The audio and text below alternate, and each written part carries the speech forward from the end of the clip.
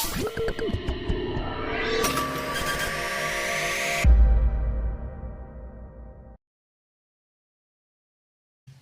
everybody, welcome to this week's session of Nazo Circus. Today is going to be really interesting because I have a very special guest. I'll let her introduce herself. Oh wow, okay, I wasn't expecting that, but anyway, I'm going to introduce myself. I'm Duchess Iphie and I'm an intimacy strategist. You might be wondering what that is. Basically, I'm a relationship, sex, and intimacy coach. So I help you with all things intimacy, all things sex, and all things relationship. Yay, I love that. Well done. I love that. So, Iphie, I'm going to ask you so many questions. Okay. First thing is, why did you think, what was it that made you delve into this very niche? I'll call it a niche. It is niche. It is. Well, that's true. Yeah, It is. What made you delve into this niche area? What was it? Okay, so I'm going to keep it really short. So what it is that, as some people may or may not know, I am happily divorced. So when I don't know why you're laughing. Why? Because I am happily divorced. And you know, the truth of the matter is that when this happened, when the separation happened, I went to see a counselor, I went to see a coach, because I believe that in order for me to move on to the next relationship, I can't take the hurts of the past and then put it onto the next person. It's not fair on them and it's not fair on me. So during this whole conversation and this coaching and this counseling and therapy, I realized that the problem I was having was that the lovely, amazing coach that I had didn't understand our culture. She couldn't understand why I would say I'm cooking for my husband and I'm going to serve him and I'm going to, you know, these things that we do that because, you know, as a submissive wife, and you know where I come from, Proverbs 31. Yes. So, you know, I was doing that thing, but she couldn't understand, and I realized I was spending most of my money Trying to educate her on the culture. instead of getting my treatment. So I now realized that if I'm finding this as a problem and I'm into personal development, I read books. I was like, how many other people are going through this journey of being divorced, coming out of divorce, entering divorce, and they don't have anyone to talk to that understands culture, understands religion, understands the shame, the guilt as a woman to go through this. And even for men, the fact that they're hiding, if they're tormented and if they're hurt because they're going through a divorce that they didn't want, or they're losing their children, all those things. So for me, it was like, okay, let's go there. But I also remembered that they used to tell me sex. And I was like, am I not giving you enough? And it looks like I'm not giving you enough. And I was like, okay, well, let's talk about this. Yeah. I'm not giving you enough. This sex situation. When I thought I was giving you enough, and they're like, it's not enough. And I didn't understand it. And I was just like, you know what? I'm going to start off as a sex coach. But when I started off as a sex coach, I realized that actually sex was not the problem. The problem was the intimacy. So women, because of how we're brought up, we're not, taught how to be forward about what our desires, what we want, even know what our desires are. Men also had this presumption of that if you were a certain way or ask a certain thing, then you either lose or, so there were just so many misconceptions and myths. And I was just like, but the truth of the matter is that if you have intimacy, which we most times have as friends, girls, we have this kind of intimacy. If you have that in your relationship, then you're able to have a conversation, deepen the connection. And if you deepen the connection, your sex life will be better. So what is intimacy? That's the question. Is there a definition of intimacy, or is it a state of being? What is intimacy? It is a state of being, and there is also a definition. And there's one that I really like that I remember a lady said in my research, and it was, into me you see. So you see me. You see me behind the mask. So you see me behind my glasses, behind my makeup, the real authentic me, the fearful me, the happy me, the sad me, the lonely me, all those things that make us who we are. When they see you that way, then they notice you. They can see what's going on with you. So that's the intimacy of when you're so close to someone that, you know what, if I'm having a bad day, I can tell you I'm having a bad day. Yeah, and it's okay. There's no fear. Yeah. If I'm feeling vulnerable, you're not afraid that the person's going to take advantage of how you're feeling at that time. And that's how I see intimacy. But I added my own touch. I said, even though there's intimacy, for romantic relationships, there has to be sex too. Because if you're intimate without sex, Intimacy without roommates. sex is It's friendship now. your body. Your body. You know, your friends. Yeah. It's just a friendship. Yeah. So we have different types of intimacy. We have platonic intimacy. We have family intimacy. We have friendship intimacy. You have business intimacy. But all in all, intimacy is about seeing the authentic person where you do not hide, where you just open yourself and say, "This is me, and this is how I am." And if you don't like it, it's okay. Yeah. You can move on. If you like it, we will roll because there's yeah. someone for everyone. Yeah. So what has been your... So you educate, you have clients. I do. Okay. And do you have a lot of African, Nigerian? Let me stick to Nigeria because I don't like to generalize and I don't want to talk about people that I don't really know enough about. Do you have a lot of Nigerian clients? Paying ones, no. I'm not going to lie. So this non-payment of thing it cuts across everywhere.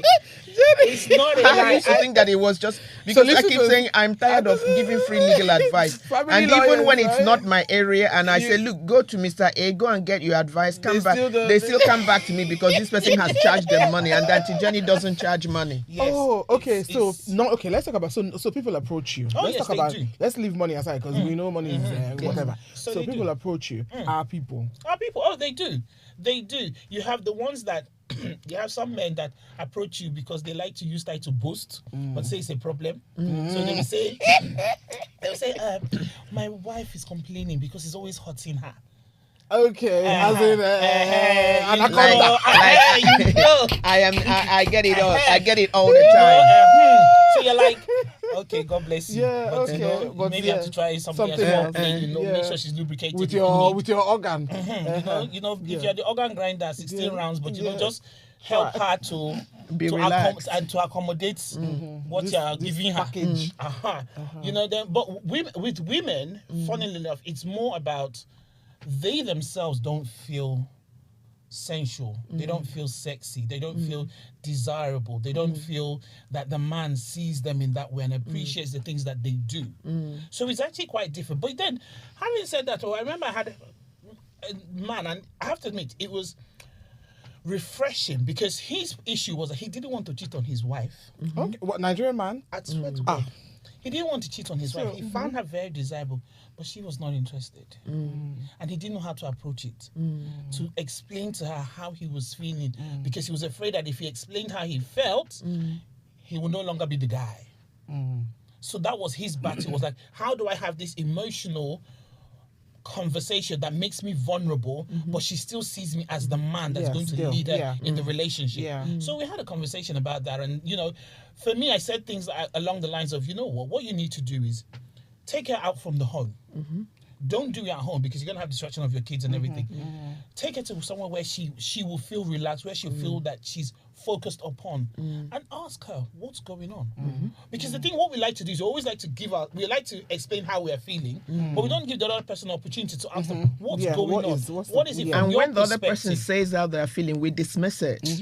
My dear, how do you know? We don't allow people we don't give them the space to say, okay, this is how I feel. Sit with it, listen to them, take it in, try and understand. Because once you have understanding, it's amazing. Because my perspective is different from yours. Of course. Because you might say, I like it slow, I like it whatever. And I'm like, I'm on sharp. That's what I'm missing. We're all different, but we have to take time to have that conversation, understand, and provide them with a safe space. It's not tomorrow when I tell you, babe, I like you to kiss my ear or something. Then tomorrow and I say every time we have to be touching your ear. Mr. Licky. It's like, Mr. Ear. you go and used to yab me tomorrow. Unacceptable. No, but you know what I have observed? What I think is actually the main problem is the way many of us were raised. Yes, absolutely. As a child, I was raised to understand that you have no business with men. The only business you have with men is to get pregnant and have children. Absolutely. And beyond that, you're a bad woman. Women are not supposed to initiate sex, and we're not supposed to enjoy it. And that is why a lot of men will ask for sex. And if a woman starts expressing interest and happiness in it, she must be up to something. Yes. And if you ask for one different different style. One different style. Who taught you? So this is what you've been. So this is what you have been doing. So you've been sleeping around. That's your single friend. I told you. And then they will even complain and report you to your parents, and your parents will be feeling so embarrassed. So how did you learn this thing? So you're embarrassing us. So this is not food. But Jenny, let me even stop you there. You're talking about your parents. A lot of our parents don't even want to even hear. We have kids, we have children, but sex is just not something that is why ever on the table. I think that we need to start talking about it. Yeah, it's true. Especially with our daughters, with our sons, and we joke about it on dinner tables. And like my dad who used to say to me, "You're getting interested in boys. Do you know about boys?" You know, because he trained here, he was here for a very long time. That was really so we could talk about things. And then one time he said to somebody was interested in me, and he said, "Girl, that's not your type. That's a village guy." Yeah, I had conversations. I had conversations with my and then when I was fighting with my ex-husband over so many things, he sat us down and said, "You two are like two parallel lines. You will never meet. And in order for two parallel lines to meet, one will have to bend. And I know my daughter, she's not going to bend. She ain't bending. So you need to learn her. And Madam, because he used to call me Madam or Pet. He said, you got to calm down because this is no longer playmate. This is your family. You need to learn. You know, so I think that parents should have that honest conversations and also encourage their children to have conversations. My youngest son, when he was dating, he will come and say to me, "Oh, this girl is interested in me. I'm very confused. What do you think?" Because we were able to have that conversation. And I tease them about it. I say, you don't discover woman, eh? Hey, this one where they tell you, say, come home. You know, won't come home. But you know, the reality is that in order to have the part of the things that I do, I also teach parents how to have the conversation with their kids about sex. That's a really good one. But the thing about it is that you also have to be comfortable with sex yourself. Yes. If you're not comfortable, you can't have a conversation about sex. It's like money. If you're not comfortable, if you have scarcity mindset, you cannot teach your children how to create wealth. It's impossible. Yes. No matter how you try, you just save and save. And that's not money. You know, it's not. So, you know, it's the same thing with sex. We have to get comfortable. And I believe that anyone listening to this, especially the Gen Z, will be like, what's people's problem? Yeah, I know. What are you guys talking about? We don't have that issue. That's breakfast for us. Exactly. That's not our problem. But the thing is that they don't understand, and I think sometimes maybe it's something that maybe you consider having a discussion about the history of why we are where we are now, and the reason why we are having dysfunctional relationships. Why? Because I always say, most men, our generation, lost their virginity to one auntie or one house girl. Yes, of course. And if we break it down, that is abuse. Of course. And because of that, there's some things that have followed them along the line that has warped sex for them, and it's gone into their relationship. But no one's talking about that. No. We're just like, it's no big deal. It's what happens. But it's not what happens. No, you don't know the consequences of what happened. Yeah. Because you took advantage of a young person. So, men, please, men, I'm begging you, John. See, I spoke Yoruba and Igbo together. You need to talk. They say please in Hausa. Yeah, we have to learn that one. Exactly. You need to talk. You need to find someone you trust to have a conversation because we need you to talk. Yeah. Yes. But also, more importantly, we also need to create a safe space for our men to talk. Yes. It's one thing telling them to talk, but like you said, you're gonna use it against him tomorrow. So it works both ways. So in terms of when you're advising couples, what are the things that you tell them about how to create intimacy? Because we know that it's not just sex. Like sex is that's one that's not even the thing. What are the things? Because I know, sorry to interject, but I know that you have products. I do. Yes. So tell us about those products. I want to invest. No problem. So what it is, what had happened is that it's a good question about about the whole intimacy. The thing about it is we're so focused on physical intimacy that, and so when someone says, I'm not being intimate, we're automatically thinking about sex. Yeah. But actually, no. I like to focus on non-sexual intimacy because even though we're laughing and saying about, if you're not having sex, you're friends, you still have to be friends. You still have to have that playfulness, that friendship, that sharing of your hopes, your dreams, the things that connect you. Because once sex connects you, it doesn't matter if you're homosexual or heterosexual, sex connects you, yes, physically and emotionally. You also need the things that connect you mentally. That's why you have the sapiosexuals. You need something that connects you, your heart, because there are things that are going on that you're just scared of, that you have this ambition, you want to start a business. Who do you talk to? And sex may not even always be there. My dear, there are couples that are asexual and they still have a good relationship, but there's an agreement. So one of the things that I created was, when I think of go back to my relationship, and I realized that actually after the kids were born, we were, he wanted to start law firm. We had mortgage. I became a contractor. So we had all these things, all these plans. You want to build a house in the village, you want to do everything. So those are the conversations we're having, these legacy building things, which is great. But we were not talking about ourselves. We weren't talking about, how do we improve ourselves? How do we get over? How do we forgive each other? How do we think about what happens when the children go to school or when they go into university. Yes, we're not talking about any of those. So I created what I call the intimacy cards. So the intimacy cards are like 52 cards of different activities or discussions to help you to have those conversations. To talk about those things. Because they're not day-to-day conversations. You don't wake up in the morning and say, some people do, don't let me know because I'm just not generalized, but you don't wake up and say, so what do you think is hampering our sex life? Yeah. Do you think we should make love with the lights on or lights off? Those kind of things. Because you don't know. Yeah. She might want it. She might want the bright light and you are offing the light thinking that she's conscious. Thinking that she's hiding. Hiding something. But she's not. But she's just following your lead because you're the man. Yeah. So it's just having those conversations. Where do you think we can improve? These are the reasons why I love you. The reasons why I'm grateful for your life. Have a couple's massage, have a shower and then moisturize your partner. That is an intimate act. Rubbing cream on someone, let me speak as a Nigerian. Rubbing cream on someone, because I say moisturize because of Weibo. Yeah. But as a Nigerian, rubbing cream. Or lotion. It's lotion. It's a very intimate act. It brings you close. Anything can happen from there, but it's just those things. It just prompts you to help you to say, how do we build the intimacy? And it's not a serious thing. You can have a glass of wine, listen to music together.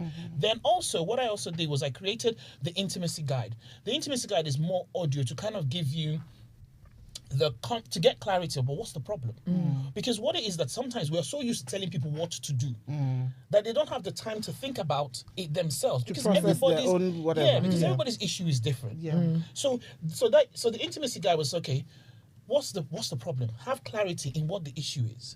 Then when you've had clarity, have the confidence to be able to say, this is the problem and I want to resolve it. And once you've done that, communicate. So for me, the Duchess secret in itself is the 3 C's. Clarity, confidence, and communication. Oh, the Duchess secret, is that what it's called? I like that. Yeah. So that's what it is. Once you do that, then I also have some workbooks for love languages, because love languages change. It is not static. You pick so it's not just the 5. It's the 5, but it moves around because we change. Okay. The thing about that, we like to act that, yes, we can change in our jobs, but we even emotionally we change. Yeah. My love language used to be acts of service, but now it's quality time. Because I realized that when I don't have quality time, I go crazy. My mind, That's actually true, to think that it changes. Because I never actually thought about that. Because you just kind of stick to, or you feel like you need to stick to words of affirmation, and then that's it. For you, how is it possible now? You are changing. Your life is changing. True. So I created it to identify your work, and then how to love yourself unconditionally, because it's important. Because I'm a fan of RuPaul, and she says, if you don't love yourself, how the hell are you going to love somebody else? Yeah, you can't give what you don't have. Exactly. So you have to learn to love yourself. So those are the 2 things I could, apart from coaching and stuff, it was just, those are the products to say, if you can't afford coaching, because not everybody can, these products are available for you to help you towards, and then if you want something that's customized, then you can come and meet me. So where can we get these products? Because one thing, I'm gonna put you on blast right now.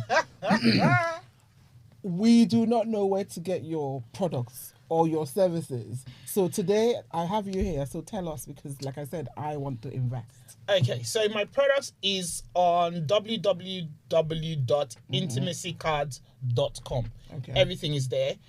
And you can find me on Facebook, Duchess Iphie, Iphie, not Ify.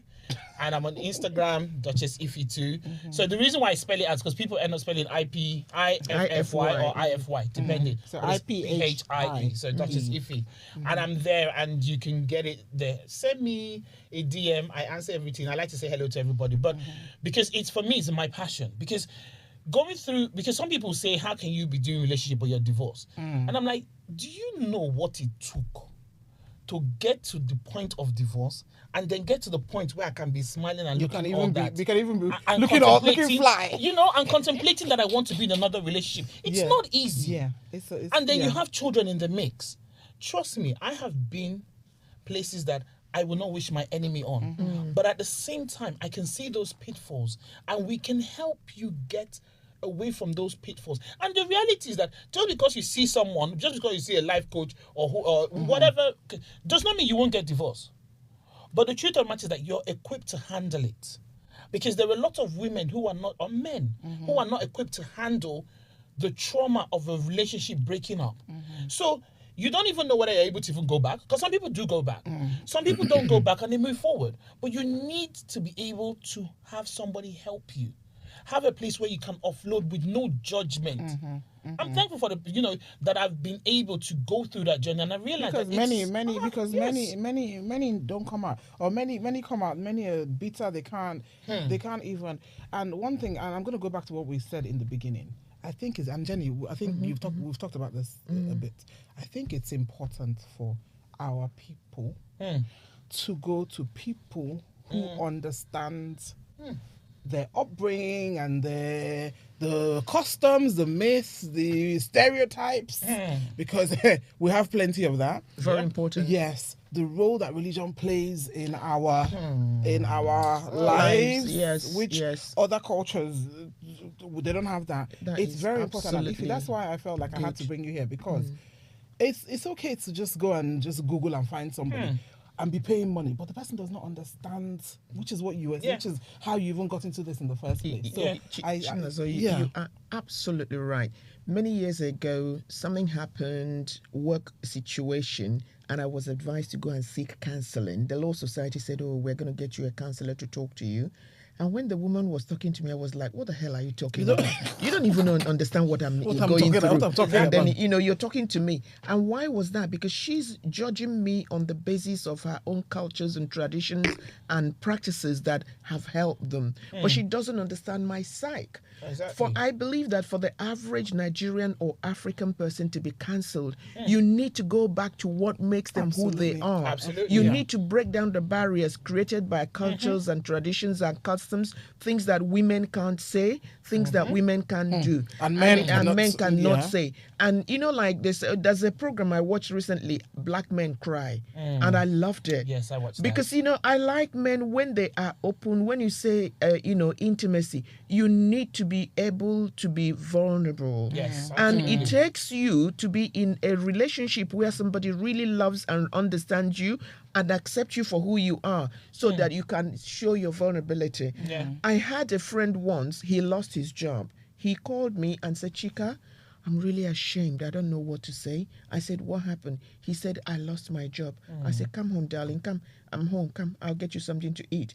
He came home. He sat with me. He just got divorced. We ate. And after we ate, he said he wanted to go. He was so confused. I said, "No, I have a room here. You can stay." So from there, we started talking. He took me through what happened, how he lost his job and everything. And eventually, things got better. He's married again. I'm friends with him and his wife. And he loves me to bits. And you know what he keeps reminding me of? He said that he remembers being at the phone booth. You can remember when, and calling me to say, "Chika, I'm in trouble. I've just lost my work. I'm so embarrassed." He was a big company director, but had his big car and big house and everything going very well. What, a Nigerian? No, not a Nigerian. Okay. And he was so worried because he says that culturally, if he was still married, he wouldn't have known how to go home and break the news to his wife that they were going to leave the Hampstead pad and all of that. I said, "No, don't worry about it. You're just my friend, so let's go and do things together." I paid for tickets to go to cinema. I paid for meals and everything, and we laughed. Yeah, and that is very, very important. Yeah, our men need to begin to learn to speak. There's nothing. If you tell me about yourself and I laugh about it, that's fine. You're not my type. You're not listening to me. Keep talking. You find somebody that understands you. And the thing about is, I know a lot of women will say, but you don't know what I'm going through. But you know what? You don't know what a man is going through. Sometimes a man just wants to be able to just say, "Just for today, can I just talk about myself? Remove this responsibility on my shoulder that is implied and not implied that I have to do and just be. Mm-hmm. And we don't give them the opportunity because you have to be a man. I hate that sentence. No, I hate it. No. One of the things that man up. What's being man man up? up? Be a man. Is that what a man does? I'm like, what's that? No, that's abuse. It is, exactly. Yeah. And then the man then believes that he has to be a certain way, and therefore he cannot be vulnerable, because vulnerability is not a weakness, it's a strength. Do you know what it is to open your, and this is man, woman, what it is to open up yourself to another person and they see you? It takes everything you have, because you want to run away. So when someone does that, have sympathy, have compassion, because you don't know what you're sowing into that. Be understanding. Exactly. Listen. Because this world is hard. It's not easy. It is difficult. And if you're in a relationship and you don't believe that you can be the backbone or the supporter of your partner, then what's the point? They cannot be 100%. I remember Michelle Obama saying that sometimes she's 30, Barack is 70, and some, because it can't always be 50-50. No. We bring whatever we can and compromise on what we don't have. We help the other person, say, you know what, I can see things aren't okay with you today. I'm going to carry most of it, regardless of what that thing is. And then vice versa, because that is a partnership. The intimacy is that they see you and see, today is not a good day for you. I'm going to carry you. That's okay. Please tell me again that quote that you, the intimacy, that definition of intimacy, because I really like that one. What? Something about yes. Into me you see. Into me you see. I like that. So now that you've come today, I need to hold you. You're coming back. No worries. You're coming back. We'll talk about relationships and everything else in between. Yes. Children, husband, wives, and like looking to find partners. Can we talk about sex too? Sex is very important. It's very important. It's very important. Why not? Listen, I'll have you back as many times as you want to come back, because this podcast, I'm going to be talking about every and anything, because I feel like our people, we're very conservative. Yes. We're conservative. It's not we are. We are very conservative, and we pretend that we're not. Yes, and we have these things that are under the surface, that they all need to come out. So let's, as the people say, let's scatter this table. We are going to scatter it. Right? So it's been a pleasure having you. And I shall see you again. It's been good. So remind us again where to find you. So you can find me on Instagram. Actually, to find me on Facebook, better, if you really want to get my attention. Facebook, Duchess Iphie, and Duchess Secrets as well, because that's the name of my company. And then you can get the products at www.intimacycards.com. Thank you so much. Intimacycards.com. Thank you, Jenny. Thank you, my darling. We've learned about intimacy today. Next time we'll learn about something else. I'm proud of both of you. Very proud of both of you. Well done. To you guys, see you next time. Okay.